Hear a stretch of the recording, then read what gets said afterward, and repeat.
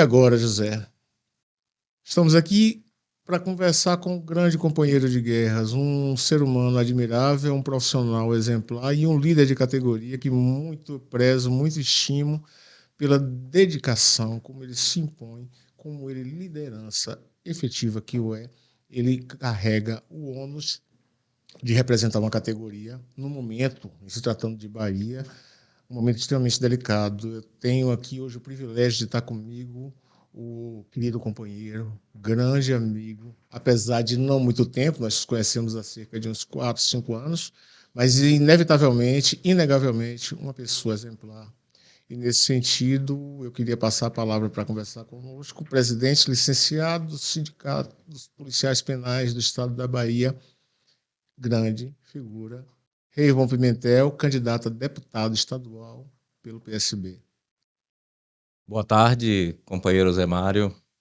Boa tarde a todos. Para mim é um prazer e uma honra estar aqui com você nesta tarde e dizer que, como você acabou de falar, nos conhecemos há não muito tempo, também não é pouco tempo, mas durante esses 5 anos eu aprendi a admirá-lo e a respeitá-lo pela sua competência, seriedade e dedicação, não só aos policiais federais, mas a todos os servidores públicos do estado da Bahia e do Brasil.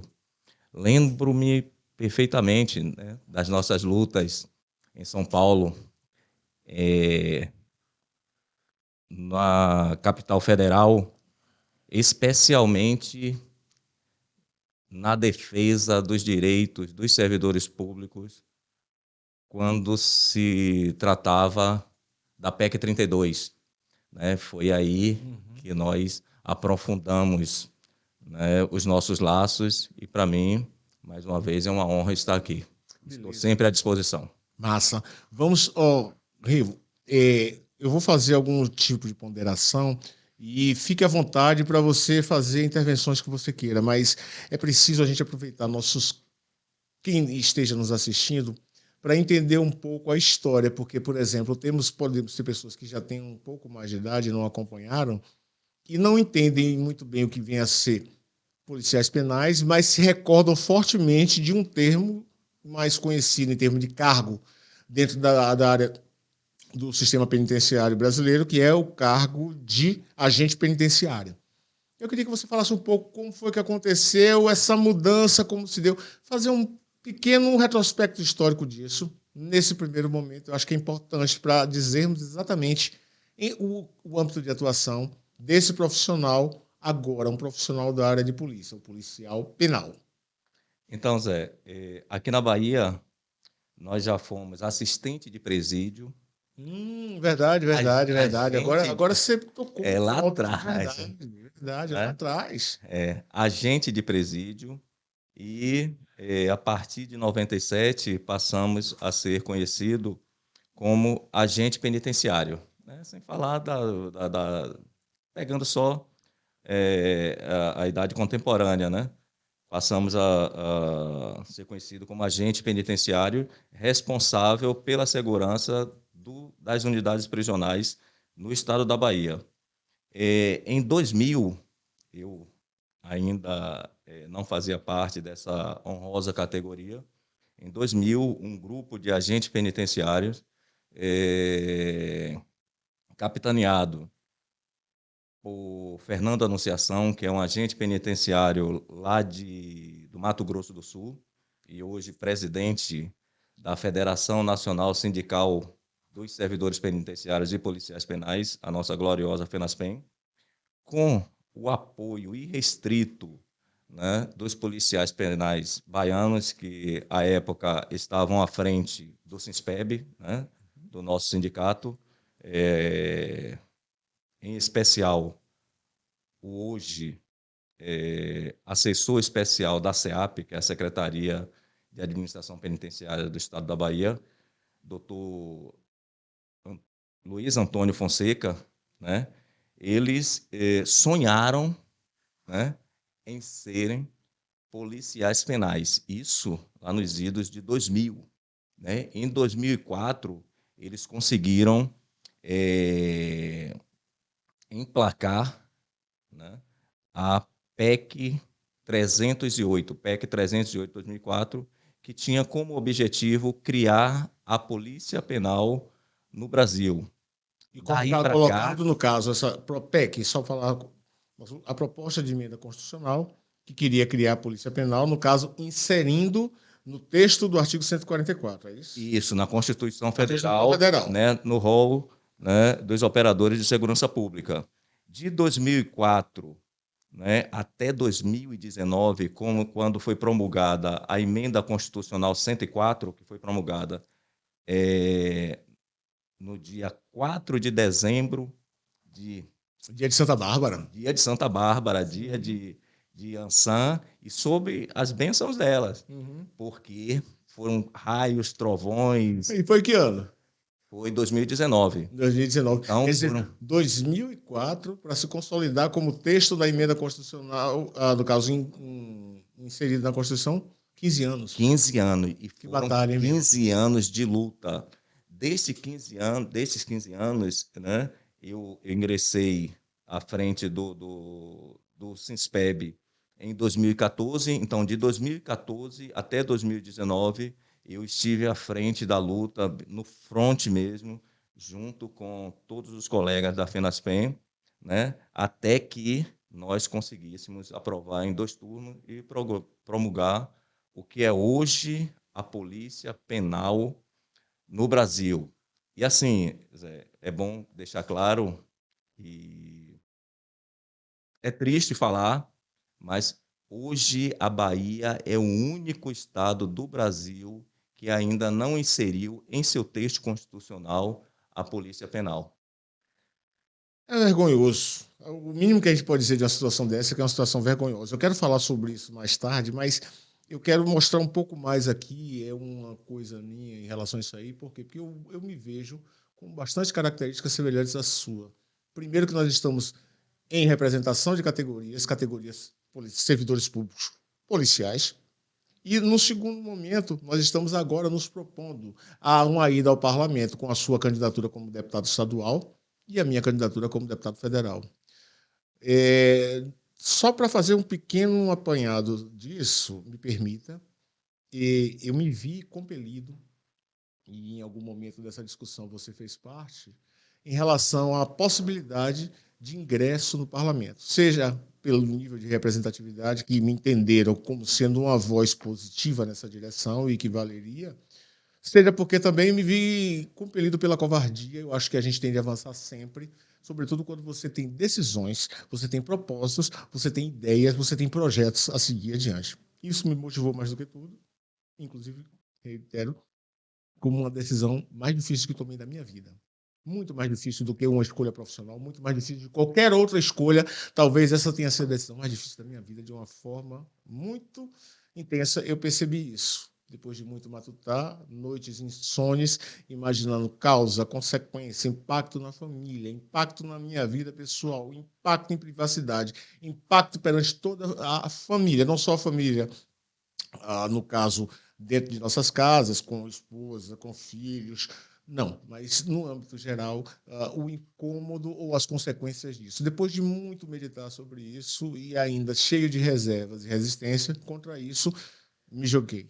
E estamos aqui discutindo e somos efetivamente candidatos que estamos pleiteando vagas dentro de parlamento, seja no parlamento federal, você no parlamento estadual. Como é que se deu isso para você, com você? Eu estou lhe falando por uma questão de curiosidade. Sim. Então, Zé, como eu disse, de 2014 até 2019, eu estive dentro do Congresso Nacional, militando, lutando intensivamente, com idas quase mensalmente, né, a Brasília, para efetivar o que era um sonho, que era a criação da Polícia Penal, né? E durante esse tempo, eu observei que grande parte das categorias estão lá representadas. A gente sabe que, infelizmente, a grande maioria, né, dos parlamentares, né, a composição dos parlamentos, majoritariamente é composta por empresários, né? Por patrões, né? A representatividade dos trabalhadores é muito pequena e, por isso, há dificuldade para que os trabalhadores, os servidores públicos, trabalhadores em gerais, avancem, né? Nós sentimos na pele a dificuldade de não termos um representante no parlamento. Vindo aqui, né, para o nosso cenário, né, para o estado da Bahia, no momento pós-pandemia, nós começamos a procurar os deputados, né, na Assembleia Legislativa do Estado da Bahia, com o objetivo de tentar aprovar, né, criar a Polícia Penal aqui no nosso estado.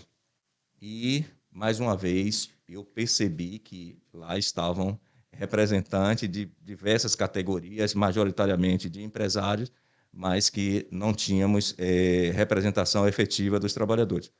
E, o mais importante, nós não tínhamos representante dos policiais sem cunho militar. Porque hoje nós temos na ALBA representante dos oficiais da COIRMAN, Polícia Militar, temos representante dos praças, né, da COIRMAN também, mas não temos representante dos policiais, né, civis, como nós, policiais penais, vocês, policiais federais, os rodoviários federais, os guardas portuários, os companheiros das guardas municipais. E em um dia eu percebi que cada parlamentar que ali está defende o seu público, né? Defende os seus representantes. Não, defende de uma forma direta, mas na verdade não é à toa, só para fazer um contraponto, que nós temos, por exemplo, a bancada da segurança pública, que levou o rótulo pela mídia tradicional de bancada da balão. Isso. Mas o que você fala é uma defesa direta de quem tem interesse nos problemas específicos de categoria e, na verdade, a ausência dessa voz ecoar com maior firmeza. É isso? Isso, exatamente isso, Zé, exatamente. Então, a partir daí, né, eu entrei em contato com o companheiro Eustácio do Sindipoc e, posteriormente, entrei em contato com você e falei dessa necessidade de termos uma representação nossa, uma voz, né, que nos defendesse no parlamento estadual e federal. Foi quando pensamos em criar o Coletivo Baiano de Segurança Pública, né, que congrega as forças policiais sem cunho militar, para que pudéssemos alavancar esse projeto, né, de termos uma representação nos parlamentos estaduais e federais. E aí, como você disse, né, partimos por sacrifício, porque você sabe que é sacrificante, é desgastante, né, é penoso essa nossa luta, ainda mais quando não somos empresários, ainda mais quando não temos os recursos que outras candidaturas a musculatura têm. financeira de Boabas, com certeza. Eu percorri agora, encontrei com você em Ilhéus, né? Encontrei com os companheiros da Guarda também, encontrei com o pessoal da Polícia Civil. Eu percorri quase 5.000 quilômetros, né? Para visitar a minha base, para visitar os policiais penais do interior.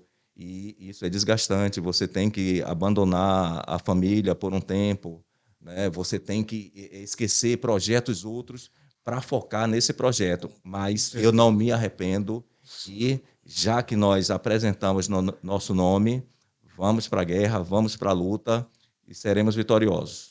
Com fé em Deus. Eu queria avançar um pouco mais agora no problema mais específico, em termos de categoria. Me parece que é resgatar o que você já falou acerca de curiosidade, de algo inusitado, e que eu vou dizer vergonhoso, e aí quem está falando sou eu, Zé Mário. Nós não temos ainda a regulamentação dentro da Constituição Estadual a questão dos policiais penais do Estado da Bahia, como única unidade da federação. É isso mesmo que você está me dizendo? Exatamente, exatamente. E isso... Mas, sim, Me conta disso, me conta quem é de fato que está oferecendo tal resistência a isso. Nós estamos falando de quem? É do titular do governo do Estado? É de assessoria do governo do Estado? É do parlamento estadual, da Assembleia Legislativa mais especificamente? Onde é que está o foco dessa resistência ao cumprimento simplesmente de uma determinação do texto da Constituição Federal? Fala para mim. Veja bem, Zé, em todos os estados, a grande maioria, né, das PECs foram apresentadas por deputados, ou seja, pelo legislativo, né?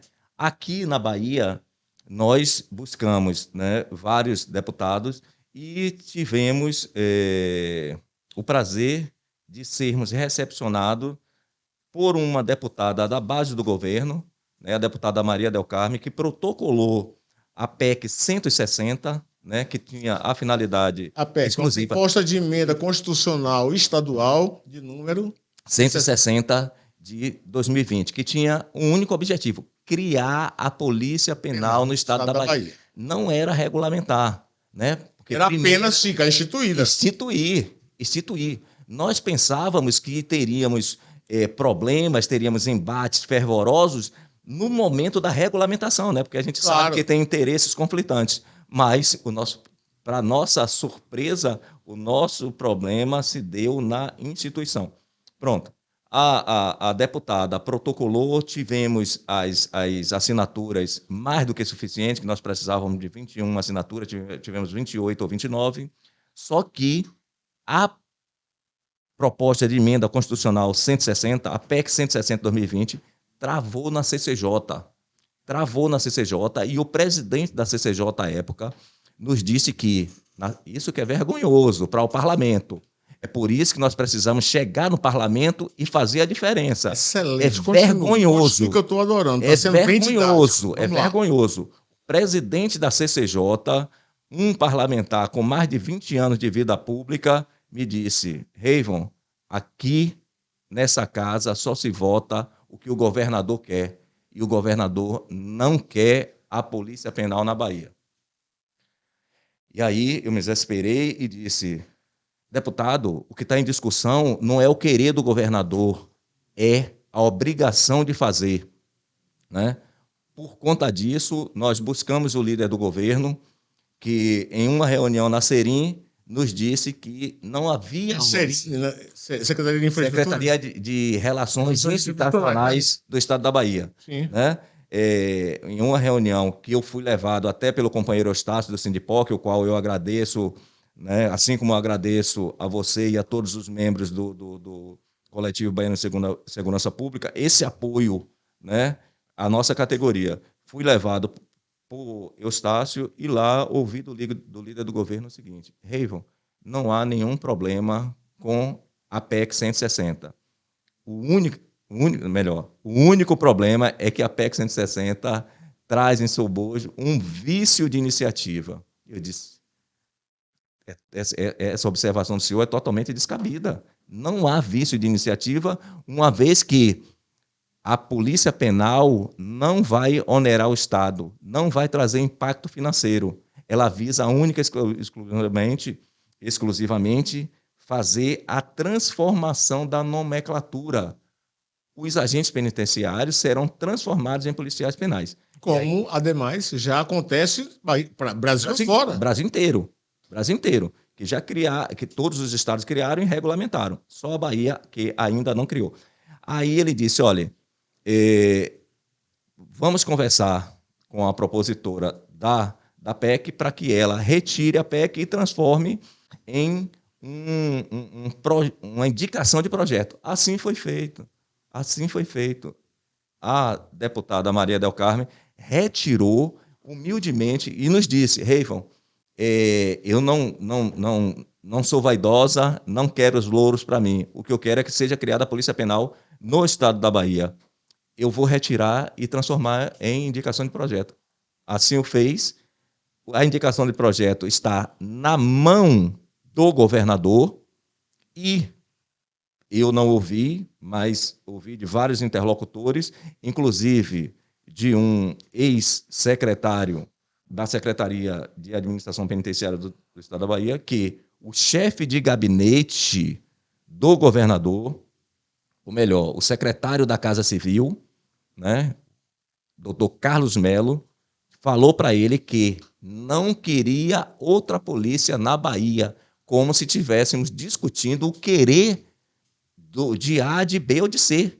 Não, é atender ao princípio da simetria, né? É adequar os termos informar o princípio da constitucionais. simetria. O texto da Constituição Federal, ele ter o seu reflexo imediato inserido no texto da Constituição Estadual. Simplesmente assim.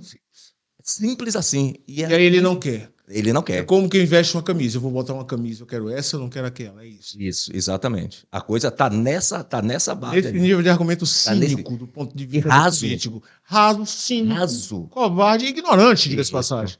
Ou ele acha que nós somos ignorantes, Ah, que o povo baiano é ignorante, né?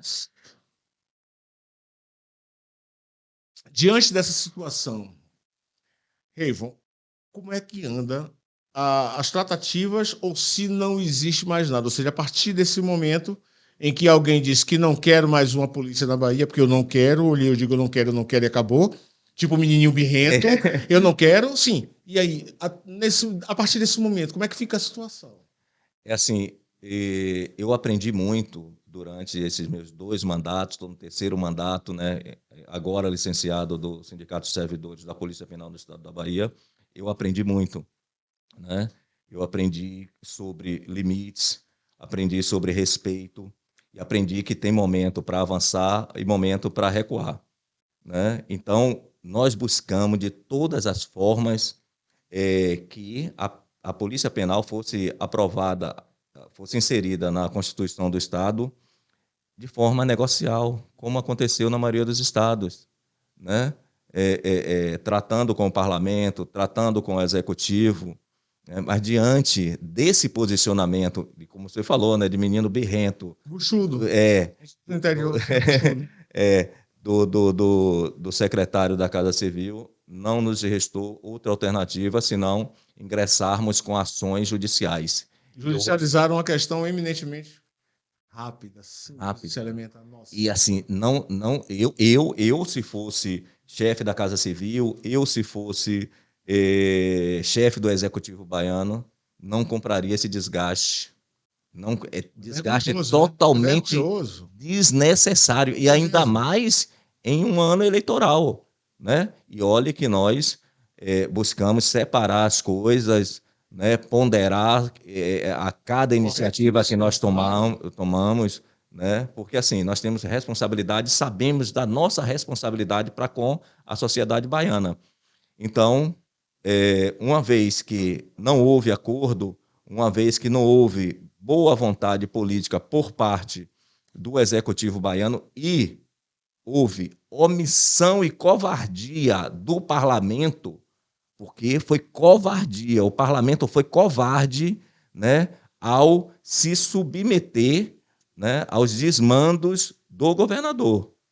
Foi covardia porque o parlamento tinha e tem legitimidade para propor e aprovar a proposta de emenda constitucional criando a Polícia Penal no Estado da Bahia. Mas pronto, houve covardia de um, né, houve má vontade do outro, nós buscamos o judiciário e ingressamos com 2 ADOs, né, ação direta de inconstitucionalidade por omissão. Uma no Tribunal de Justiça do Estado da Bahia, pelo SINSPEB, e a outra pela FENASPEN, né, que é a Federação Nacional Sindical dos Servidores Penitenciários e Policiais Penais, no STF.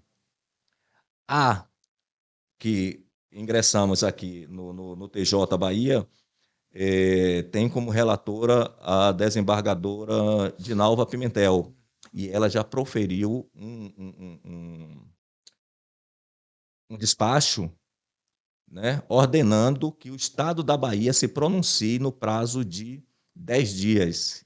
Isso, se eu não me engano, foi dia 16. Eu acho que na próxima semana já vence esse prazo e o Estado vai ter que se pronunciar, vai ter que se explicar ao judiciário baiano, né, dizendo por que não criou a Polícia Penal. A outra, que tramita no STF, Supremo Tribunal Federal, está sobre a relatoria do ministro André Mendonça. E nós estamos fazendo articulações em Brasília, né, junto à assessoria do ministro, para que ele se pronuncie o mais brevemente possível. Então, é um desgaste totalmente desnecessário, mas não há outra via senão a via judicial. Como é que a categoria está em termos de ciência dessa situação? É muito importante dizer, a meu sentir, essa pergunta, Revo, na medida em que você precisa de uma integração grande para perceber que, para avançar em determinados pleitos, a legitimidade ela vem com a participação da base. Uma coisa é você estar em Brasília, por exemplo, com alguns membros da diretoria, defendendo, por exemplo, direitos previdenciários que dizem respeito a todas as categorias de trabalhadores. Isso aí envolve uma coisa muito geral e, portanto, bastante abrangente em termos de categorias profissionais. Mas no caso específico desse, em termos de emenda constitucional, dizendo respeito a uma categoria especial, em especial, como é que está o nível de ciência da categoria, mobilização e opinião em relação a essa questão? O sentimento da categoria é de total indignação, né, diante do posicionamento do parlamento baiano e do chefe do executivo, né? A indignação é gritante, né? Mas para você perceber, Zé, o nível de responsabilidade da nossa categoria, né? Nós estamos em um ano eleitoral, né, em que qualquer atitude que se tome, seja para lá ou para cá, pode ter uma conotação, pode ter uma conotação eleitoral, antes de mais nada. Isso. Nós fizemos, né, alguns atos, paralisações, fizemos carreata, então, estamos fazendo ações de rua, mas a categoria entende que esse não é o momento de radicalizar, até porque, né, o nosso pleito já foi judicializado. Então, fica a indignação, a revolta diante dessa situação criada pelo Executivo baiano e com a anuência do nosso parlamento, né? Mas prevaleceu e está prevalecendo o senso de responsabilidade, né? Não fosse um ano eleitoral, né, nós não buscaríamos o judiciário, nós íamos partir para um enfrentamento, para a luta, para movimento paredista e iríamos radicalizar. Mas, dado a atual situação, não nos restou outra alternativa senão buscar o judiciário. Eu queria avançar por outros temas. O senhor tocou no Coletivo Baiano de Segurança Pública e eu acho importante dizer da minha solidariedade, do meu empenho e que quero que esse coletivo ele venha acontecer com muito mais intensidade, com muito mais estreitamento. Mas, para além disso, a gente sabe que nós temos questões gerais que nos abraçam, como profissionais de segurança pública que somos, e questões especiais. Um ponto que a gente discutiu até agora, tamanha importância, é essa questão da constitucionalização do ponto de vista da Constituição Estadual, da inserção do texto na Constituição Estadual. Mas nós temos outras peculiaridades que, quando nós falamos de prisões, evidentemente que nós temos aquela questão sobre a atividade, do ponto de vista dela ser eminentemente estatal e a atividade do sistema prisional com, no caso, um serviço delegado em que você tem a administração privada de estabelecimentos prisionais, o que é uma realidade que, inclusive, muito desejada por parte de setores da sociedade que gostam de vender a história de que isso é moderno, de que isso é a melhor coisa a ser feita. Eu acredito que é a possibilidade que você tem para nos dizer alguns esclarecimentos e, sobretudo, voltando à realidade baiana, como é que funciona, se funciona e o que é que nós temos a aprender com a forma como são administrados os estabelecimentos prisionais no Brasil, mas com um foco mais particular, no caso, aqui na Bahia. Seria bom, importante que você fizesse alguns destaques em relação a isso aí, pode ser? Sim. Zé, eu mais uma vez, né, agradeço o seu apoio, o apoio do seu sindicato que você está licenciado, né, o apoio de todos os participantes do Coletivo Baiano de Segurança Pública, né, porque, assim, eu acho que nós, dentre, né, os membros do coletivo, dentro destas categorias, nós somos a mais atacada, a mais ameaçada, né, porque nós temos, no sistema prisional do Estado da Bahia, a galinha dos ovos de ouro. Eu falo sempre que, se eu não fosse policial penal e fosse empresário, eu não queria outro ramo senão administrar unidades prisionais no estado da Bahia. Porque, só para esclarecer, nós temos dois modais de administração de unidades prisionais. Um que é a gestão plena, a qual é composta por servidores públicos de carreira, né? E a qual você faz parte. Eu faço parte, e o meu, o SINSPEB, né, a unidade que eu represento, representa esses profissionais. Mas nós temos 9 unidades geridas em cogestão, que há muito tempo eu digo que é uma congestão. Qual a diferença fundamental das duas formas de administração de unidades prisionais? Assim, a gestão plena, né, ela é administrada pelo ente estatal, ou seja, pelo Estado. Então, a gestão das unidades, são 17 unidades geridas plenamente pelo Estado, né? Lá, quem trabalha nessas unidades são policiais penais de carreira, né? Enquanto que, na cogestão, nós temos... Por que é que eles dizem que são cogestão? Que é cogestão? Porque a gestão da unidade é feita por agente público, né? Isso não quer dizer que sejam policiais penais. São policiais militares, policiais civis, como é o caso de onde eu estava ontem, Paulo Afonso, né? O diretor de lá é um policial civil. Né? Peraí. Você já está embananando na minha cabeça. Estou dizendo que num estabelecimento de uma unidade prisional que é privada, você tem quem está lá administrando nessa unidade privada é um policial civil. Não, na unidade de gestão plena. Gestão plena. Nós temos policiais civis, nós temos oficiais da Polícia Militar, nós temos carpinteiros. Nós temos, de forma continuada, um desrespeito da instituição em que coloca à sua frente um representante de um outro tipo de corporação. Aí você está Exatamente. Essa vergonha, é inadmissível. É inadmissível. E pior é na cogestão. Eu queria saber se o policial penal poderia estar à frente, por exemplo, do Departamento de Polícia Civil. Não só do Departamento de Polícia Civil, do comando da Polícia Militar. Pois é.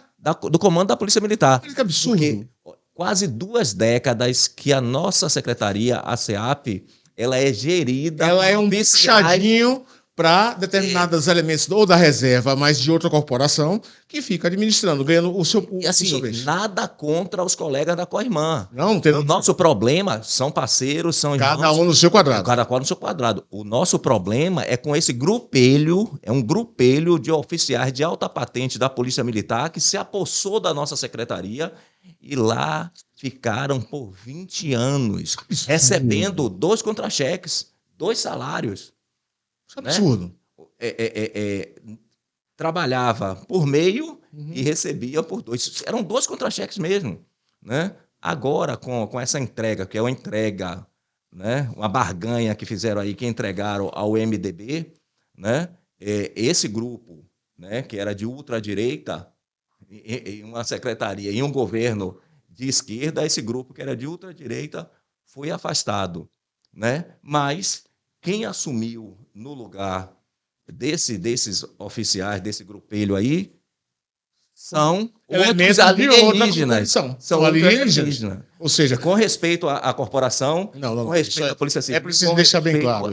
A Polícia Militar, isso. mas é preciso deixar bem claro.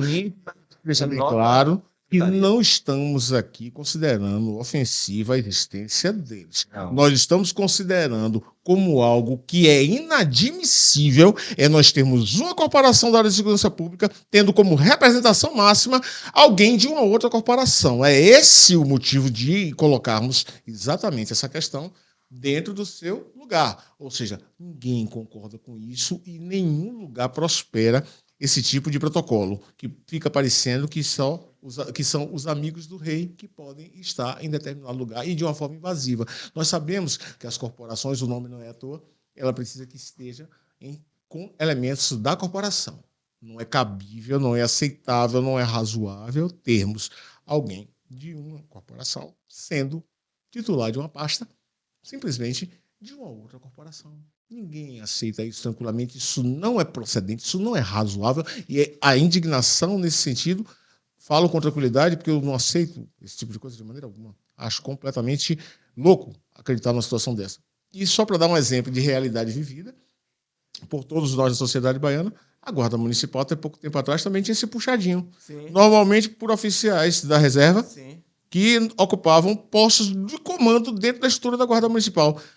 Houve uma modificação e colocou-se nos trilhos a questão da organização da estrutura a cargo, e de preferência que o seja sempre, cada vez mais, a cargo de uma possibilidade apenas da própria corporação. Zé, antes de retomar a questão da gestão, eu queria aqui fazer um registro, né? Como falou lá atrás Otávio Mangabeira, pense no absurdo, né? A Bahia tem precedentes. O que não falta precedentes de absurdo é dentro da SEAP. Ainda ontem, né, o secretário baixou uma portaria retirando de um grupo de trabalho criado com a finalidade, entre aspas, de readequar a Lei 7.209/97, que é o Estatuto do Servidor Penitenciário do Estado da Bahia, a nova realidade pós-criação da Polícia Penal. Ele retirou os 2 representantes da categoria, Fernando Fernandes, que é o presidente em exercício do SINSPEB, e Ramon Berlamino, que é o coordenador jurídico, retirou do grupo de trabalho e colocou em seu lugar um investigador de Polícia Civil. Um investigador que já foi até presidente do sindicato. Então, o desrespeito para com a nossa categoria é mais um absurdo, é patente, é latente, está escancarado. E eles não fazem questão de simular, de maquiar, abertamente. Mas voltando, Zé, à questão da terceirização, né? A cogestão, diferentemente... porque nós estávamos até falando de administração plena, com um determinado tipo de coisa que não guarda conformidade com o que nós devíamos ter em termos de corporações que funcionam. Né? Aí, então, eu falei, a gestão plena... Né? E a minha solidariedade nesse sentido aos policiais, colegas policiais penais, considero inadmissível de toda forma, de toda sorte, qualquer tipo de investida de uma corporação em outra. Não faz o menor sentido, é algo inaceitável. Eu agradeço em nome da minha categoria. E assim, Zé, pior do que termos gestores alienígenas, né? Gestores sem nenhum conhecimento, que vêm para o sistema prisional como aprendizes de gestores, né? E com 1 mês, 2 meses, começa a pousar de expert em gestão prisional. Pior do que isso é o que eles chamam de cogestão, né? Porque lá nós temos o diretor adjunto e coordenador de segurança, que, teoricamente, são agentes públicos, se bem que alguns são agentes públicos temporários, né? O restante, todo o quadro é composto por profissionais terceirizados, ou seja, é usurpação de função pública. E, nesse sentido, o Ministério Público do Trabalho, depois de uma provocação nossa, teve que ingressar com ação civil pública em 2016 e, recentemente, nós tivemos uma sentença nessa ação civil pública, que é no sentido de determinar que o Estado da Bahia se abstenha de contratar monitores de ressocialização ou com qualquer outra nomenclatura para desempenhar as atividades de agente penitenciário ou policiais penais.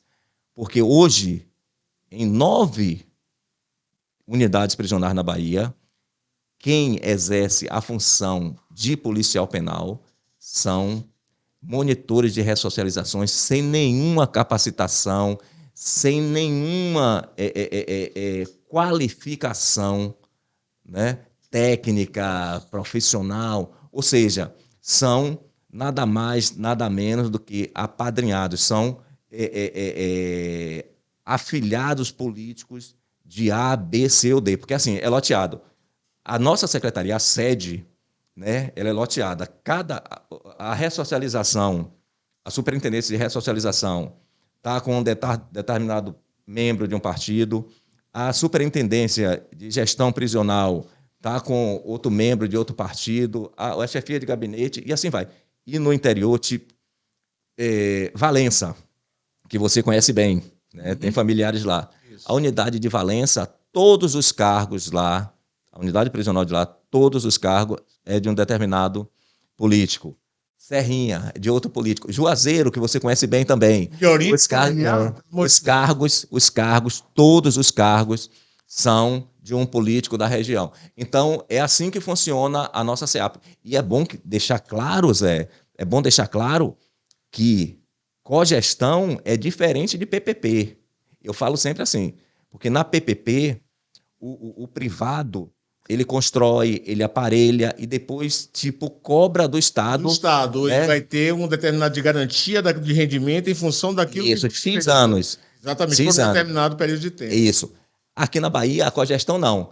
Eu falo muito assim, o Estado, ele constrói o equipamento, aparelha com o que há de melhor em tecnologia prisional. Depois só recebe fatura pelos serviços que são prestados. Coloca lá dentro uma mão de obra, uma matéria-prima inesgotável, que aí sim são os PPPs, pobre, preto e periférico, né? Aí nós estamos falando da clientela do presídio. Isso. E o privado, o empresário, entra lá só para emitir a fatura, velho. Não tem negócio melhor no mundo. Geralmente eu faço uma comparação, né? Se você ou qualquer pessoa estiver querendo uma renda extra, dizer, vamos vender geladinho, sabe o que é geladinho, né? Aquele suco no saquinho. Vem dizer para mim. Então, porque as pessoas pensam, né, que o policial federal, né, top, né? Essa ideia que tem que se... Não, mas assim... Os trabalhadores como outros... Sim, digamos que eu queira vender geladinho para aumentar minha renda. Eu tenho que comprar o saco do geladinho, né? Eu tenho que comprar o suco, ainda que seja aqueles que suco, daquele nosso tempo. Nosso tempo que suco. Que suco, né? O açúcar, pagar água e energia. E suco de abacaxi, então era amarelo, era pior do que o César 37, que você vê aquela foto lá de Goiânia. Então, ele tem que comprar, né, o material e pagar água e energia. Na cogestão, não. Ou seja, você entra com tudo e eu com a fatura. Então, a análise sobre rendimento, a análise sobre performance, a análise de resultados, ela fica seriamente comprometida com esse tipo de coisa. Né? Uma vez que eu só tenho que administrar o que já está posto aí, e agora o risco do meu negócio. Agora mesmo nós estamos com 2 unidades, Irecê e Brumado. Sim. Ambas construídas há mais de 5 anos, mas não pode inaugurar por conta dessa decisão judicial. Né? Dessa decisão judicial. Uhum. Porém, o Estado está pagando.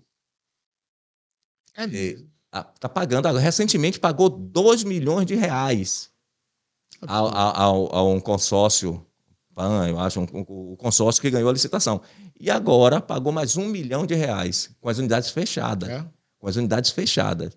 E assim, o Tribunal de Contas está fazendo o papel dele, o Ministério Público, de forma excepcional, está fazendo o papel, mas o governo do Estado da Bahia insiste nessa prática inconstitucional, ilegal e imoral de fazer gestão prisional no Estado da Bahia. Porque, para justificar a terceirização, para justificar a tal da cogestão, eles sucateiam a gestão plena, né? É um sucateamento perverso, irresponsável, né, E criminoso. apresentando como modalidade de gestão, como alternativa, essa Exatamente. segunda hipótese, né, de Exatamente. gestão, em que você entrega para o ente privado. Exatamente. Então, esta é a realidade de momento do sistema prisional baiano.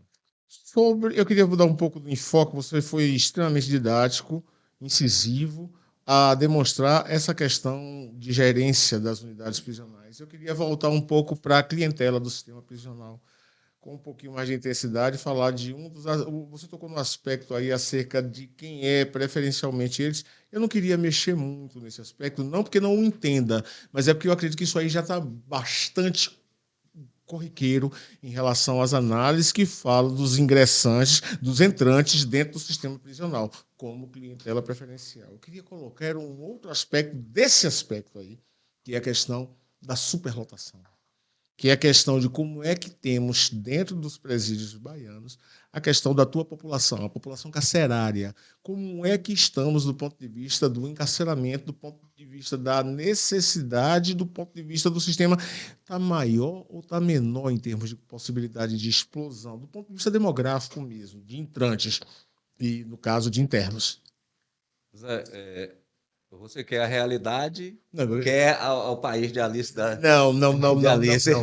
Eu acho que aqui a gente tem pouco espaço para um diálogo romântico de um tema tão candente, tão forte como essa questão. Porque ele vai na consequência de uma outra pergunta que eu já vou deixar você preparado, que é a questão da ressocialização. Onde é que entra isso? Na verdade, a reinserção do tecido social daquele elemento que foi colocado em apartado, colocado dentro da usina do sistema prisional, para saber que produto foi que voltou para a sociedade depois daquilo ali, e se voltou. Então, agora com você, porque eu também estou perguntando demais. É a vontade Então, de Zé, explorar os assuntos. eu tinha certeza que você ia fazer essa pergunta, e aí eu peguei, né, o mapa da população carcerária atualizada. E aqui a SEAP dá conta de que nós temos 12.095 presos, né, nas 24 unidades prisionais e temos 11.551 vagas, ou seja, temos um déficit de 1.122. Mas isso não reflete a realidade. Não reflete a realidade porque aqui, né, no cômputo das vagas, eles estão colocando a unidade especial disciplinar, o ED, que deveria ser uma unidade de segurança máxima, era toda automatizada, né, e por conta da falta de manutenção, né, por conta do abandono, por conta desse sucateamento perverso, porque a UED era a gestão plena, ela está interditada há mais de 2 anos. É mesmo? A UED está interditada há mais de 2 anos. Eu tive na UED, a última vez que eu tive na UED foi nos idos de... Acho que tem uns 7 anos. 7 ou 7 anos, nunca mais tive. Então, lá ficavam, né, os presos mais perigosos. Temos também Esplanada, que está interditada depois de uma rebelião há mais de 6 anos.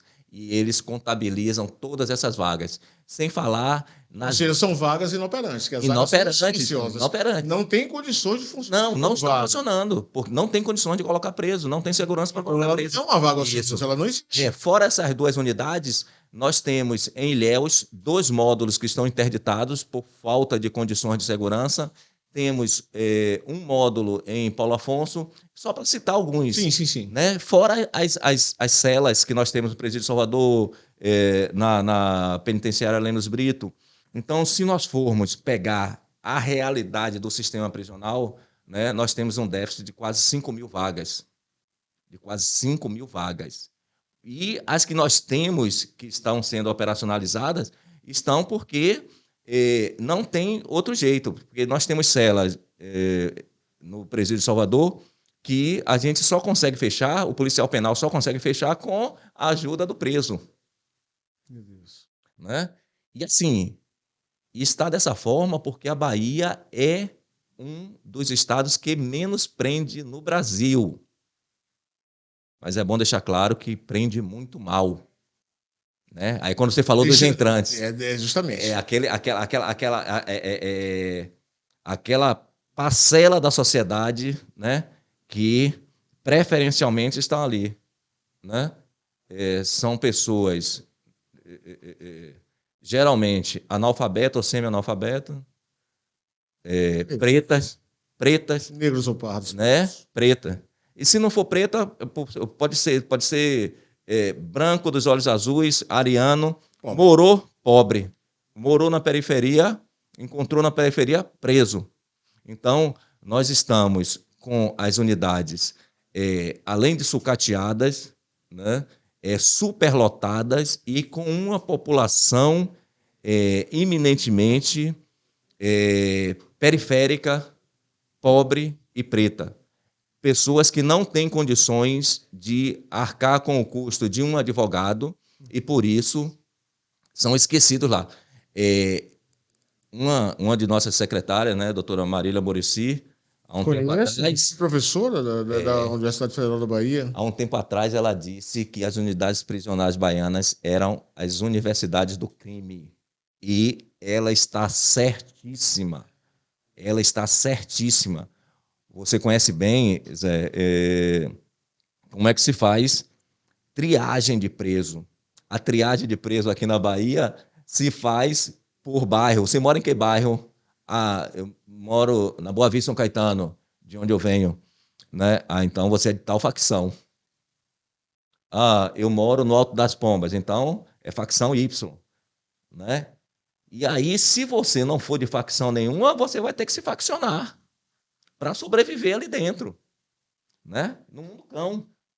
Então, o Estado está fortalecendo as facções criminosas no estado da Bahia. E, respondendo a sua pergunta, as nossas unidades estão superlotadas e os presos só estão presos porque querem estar presos. Para eles, é cômodo estar preso. Deixa eu te falar uma outra coisa nessa mesma linha, porque é importante dizer. Nós estamos falando, você como candidato, eu sou candidato de um partido, que no caso, isso aí a gente tem que colocar a coisa para que ela funcione. No intuito de melhorias, deixar muito claro que, independente de campo partidário, determinadas coisas elas precisam ser feitas, porque o certo não vai deixar de ser certo e o errado não vai deixar de ser errado, dependendo exclusivamente do teu matiz ideológico. Você colocando as coisas sobre esses termos, fica melhor de compreender que, a despeito de quem quer que seja o governo de plantão, determinadas coisas são candentes enquanto realidade dentro da política carcerária e que esses acenos que você faz têm um conteúdo muito forte do ponto de vista de dizer, olha, isso aqui é para nós sugerirmos que, da forma como está, não é a configuração correta. Eu não sei se o meu raciocínio no caso, está fazendo o arremate em relação à sua demanda, mas compreendendo que você é um profissional da área do campo prisional e que você entende a realidade concreta desse campo, o que você está propondo efetivamente, através de apontar determinadas incongruências, determinadas situações que não são aceitáveis, você está sendo propositivo. Você não está querendo simplesmente que acabem com tudo, nem tampouco no sentido de diminuir ou de desmoralizar a personalidade ou autoridade pública, esta ou aquela. Você está fazendo um contraponto, sim, sobre determinadas situações que elas não deveriam continuar, não deveriam prosperar, uma vez que são situações de irregularidades. Em alguns casos, como você citou aqui há pouco, situações que podem ser a um só tempo inconstitucionais, ilegais e mesmo imorais. Diante disso aí, eu queria que você me dissesse, Ivon, como deputado estadual, com esse tipo de consideração de arcabouço, como é que ele funcionaria do ponto de vista de melhorias? Que contribuições o deputado estadual Rivon Pimentel poderia propor? E aí você faz o seu arremate em relação a isso aí, para nós colocarmos em termos práticos a sua postura, como uma postura de alguém que sugere, de alguém que diagnostica, que verifica e que propõe. Então, Zé, nossas críticas, né, elas precisam ser feitas, como você bem disse, né, nós estamos saindo candidato, porque você é do mesmo partido que eu, né, em um partido que está mais para o campo progressista, é do campo progressista, mas a gente não pode esconder a sujeira embaixo do tapete. Eu digo isso porque todos sabem que o PSB é base do governo, né?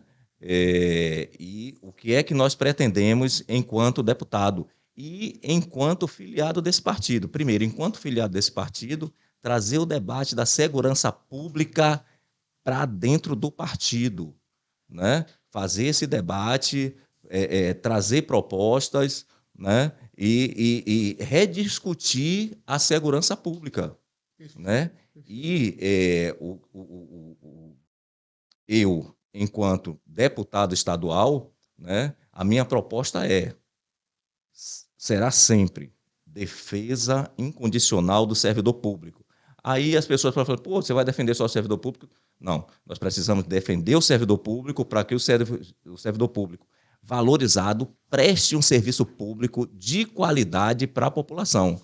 Serviço público de qualidade porque a população merece, visto que somos nós, população, povo, cidadão, que pagamos os impostos, né? Então, nós vamos focar, né, na segurança pública, pode parecer clichê, mas é como tem que ser. Segurança pública, saúde e educação, né? E rediscutir também, Zé, o sistema de defesa social, porque a gente fala em segurança pública, e o sistema de defesa social, que aí engloba não só segurança, né, não só viatura, saúde e educação, assistência social, todo um complexo à volta. Está tudo dentro do sistema de defesa social. Então, essa vai ser a nossa defesa enquanto parlamentar. E eu tenho certeza, né, que você também fará essa defesa na Câmara Federal, né? Só para resumir. Adorei em relação a isso aí. Eu queria, antes de mais nada, dizer que é uma honra, um privilégio ter tido esse bate-papo contigo aqui. E espero que depois dos recortes, os colegas policiais penais arregimentem, arregassem as mangas mais ainda na defesa do status. Você falou muito bem em relação à questão da defesa do servidor público. O servidor público ele precisa ter um tipo de tratamento que as últimas administrações, seja no âmbito estadual, seja no âmbito federal e em muitos no plano municipal, estão desdenhando de quem presta o setor público, estão desmoralizando, inclusive. E eu falo com tranquilidade sobre isso, porque, inclusive, chegou ao ponto de desmoralização tão grande na época da reforma da Previdência, que eu me vi compelido, no caso, depois da reforma da Previdência, melhor dizendo, já no âmbito da pandemia, a ingressar, falo eu, presidente, enquanto presidente do Sindicato dos Policiais Federais do Estado da Bahia, ingressar com ação, que inclusive logrou êxito, agora em sede de recurso no TRF em Brasília, de dano moral coletivo, por ver a autoridade pública chamando o servidor público de parasita, por estar vendo o servidor público sendo taxado de inimigo naquela fatídica reunião lá do 22 de abril daquele 2020, que eu acho que uma reunião de cabaré deve ter um pouco mais de compostura do que aquela coisa que a gente viu lá. E, por fim, querendo nos chamar de saqueadores. E aí aquilo bateu muito forte em mim. Por mim, na condição de profissional de segurança pública, ser chamado de saqueador, estou sendo chamado simplesmente de criminoso, do ponto de vista de arrebatamento do dinheiro público. Sim. E, em função disso, ingressamos irresignados. Ingressamos com ação, institucionalmente falando, em defesa da honra dos profissionais do serviço público. E é nesse sentido que eu me afino muito com a sua defesa. Isso não significa dizer de defesa que é ultracorporativa, não. Porque quem faz o seu erro, seja no setor público, seja no setor privado, que ele pague exatamente nas instâncias devidas pelo que ele fez. Não se trata disso. Se trata de dizer o seguinte: o profissional que presta serviço público, ele precisa ser considerado pela sociedade como um agente da mais alta importância. Por tudo que nós estamos dizendo, e só enfeixando, saindo da área de segurança pública, que é o nosso métier, vamos falar do Sistema Único de Saúde, que o Sistema Único de Saúde, se não fosse o serviço público de saúde, do ponto de vista da existência dele para acudir à sociedade brasileira como um todo no período da pandemia, no período mais grave da pandemia, que nós estamos parando no período de baixa, mas no período mais grave da pandemia. É nesse sentido que eu falo, e eu queria suas considerações finais, já dizendo que, reiterando, uma honra e um privilégio ter esse debate contigo. Estamos militando juntos, estamos correndo na direção de apoiar toda e qualquer iniciativa de política pública na direção da melhoria da qualidade do serviço público, mas que isso, de maneira alguma, significa destratar, menosprezar, desrespeitar quem presta o serviço público, ou seja, o servidor público. Para mim, é um privilégio ter você militando ao meu lado. Um grande abraço e suas considerações. Zé, mais uma vez, eu vou agradecer a você pela oportunidade, né, de estar falando aqui, não só para o meu público, que são os policiais penais, mas para todos os operadores de segurança pública e para a sociedade, porque a gente sabe que esse podcast, né, essa nossa fala vai reverberar, E, assim, para mim é muito importante, né, estarmos aqui nesse bate-papo, porque nós lutamos junto durante muito tempo. E aí a gente pode citar, né?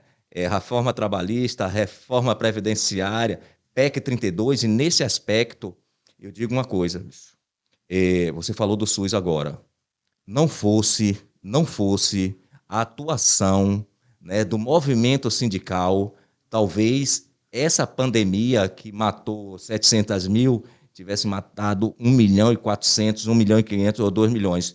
Porque se a PEC 32 passa, a famigerada reforma administrativa passa, nós não teríamos serviço público. Não era a reforma, deixa claro, a reforma administrativa não visava melhoria da qualidade. Não, melhoria de jeito nenhum, aquilo é falácia. Né? Ele queria flexibilização nas relações de trabalho para demissão e admissão a qualquer tempo, e em nome disso ficou colocando algum tipo de coisa vendendo na mídia que estávamos correndo atrás do serviço público de melhor qualidade. Mentira, isso aí é desenganado. Seria o esfacelamento do serviço. Só um outro detalhe que é para deixar bem claro para quem está nos vendo. A PEC 32 ela não está morta, não. Sim, ela está sobrestada ali. Ela está ali é como se ela tivesse um banho criogênico para tirarem de lá e ressuscitar aquilo num primeiro momento, na próxima legislatura, já com outros governantes em termos de poder executivo. Quem esteja lá. Independente de quem esteja lá. Ela vai ser... Esse alerta precisa ser dado. Essa intervenção aí. Então, eu finalizo dizendo o seguinte: o servidor público, né? O movimento sindical precisa estar cada vez mais unido, porque senão nós seremos patrolados, como fala sempre o presidente da FENASPEN, nós seremos patrolados pelo governo, não importa qual seja o governo. E quando o governante investe, né, para sucatear o serviço público, investe para desvalorizar o servidor público, ele está agindo indiretamente contra o povo. Então, eu deixo aqui um alerta para o servidor público e para o movimento sindical como um todo. Vamos nos unir, porque ano que vem, não importa quem esteja sentado na cadeira de governador, de presidente, nós teremos muito trabalho em defesa dos direitos e prerrogativas do servidor público, mas, para além disso, e mais importante do que isso, em defesa do serviço público de qualidade, que é o que a população merece. Mais uma vez, muito obrigado, Zé, e estamos juntos nessa luta. Um grande abraço.